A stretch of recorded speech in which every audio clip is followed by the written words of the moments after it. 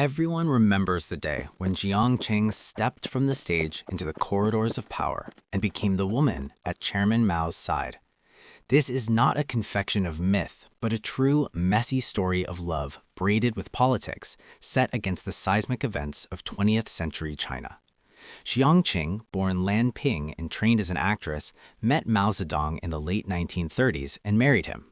By the 1960s, their partnership had shifted from private companionship to a public alliance. When Mao launched the Cultural Revolution in 1966, Jiang used her theatrical instincts to reshape culture, model operas, new plays, harsh critiques of old art. What began as artistic collaboration deepened into a political partnership. For Mao, she was both confidant and cultural vanguard. For Jiang, the chairman was the axis that placed her dramatic ambitions at the center of history. The romance was intimate and transactional.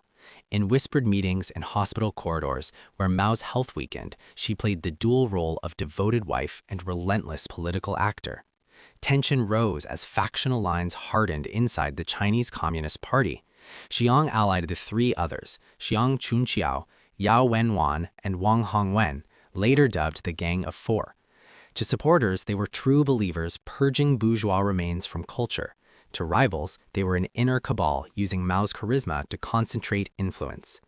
Conspiracy in China's late 1970s accounting was not a shadowy myth, but a series of deliberate political moves. After Mao's death in September 1976, a swift power struggle erupted. Hua Guofeng, backed by Marshal Ye Jianning and military leaders alarmed at further instability, acted decisively. On October 6, 1976, the Gang of Four were arrested in a carefully orchestrated operation announced to the nation as a necessary step to end the Cultural Revolution's chaos. The official explanation framed them as conspirators who had exploited Mao's health and authority to manipulate the state and persecute countless officials, intellectuals, and artists. The drama that followed read like courtroom theater.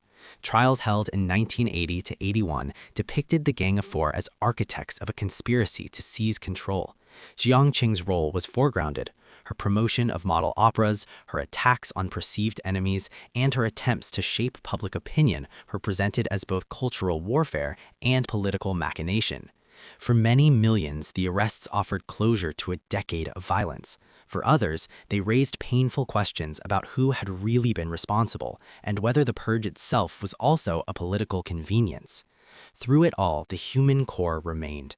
Contemporary witnesses recalled moments of tenderness, Mao and Jiang sharing rare private laughter, Jiang's fierce attempts to protect the chairman's image as his health faltered, alongside ruthless politicking. Their love, therefore, is inseparable from the era's tragedies. Personal loyalty inflated into political power, artistic ambitions weaponized, and a nation's cultural life upended. Historically, the fallout was seismic. The Gang of Four's conviction allowed China to turn away from Cultural Revolution policies and chart a different path in the 1980s under Deng Xiaoping's reforms. Jiang Qing, once the emblem of revolutionary culture, ended her days marginalized and imprisoned. She died in 1991. The story of her relationship with Mao remains contested, a real romance, a tragic partnership, and a political alliance that helped produce one of the century's most consequential conspiracies. This is a love story that is also a cautionary tale. When affection merges with absolute power and ideology, the consequence can be a conspiracy that reshapes millions of lives. In the theaters and alleys of Beijing, in the closed rooms where statecraft and devotion intertwined, the private and the political met. And China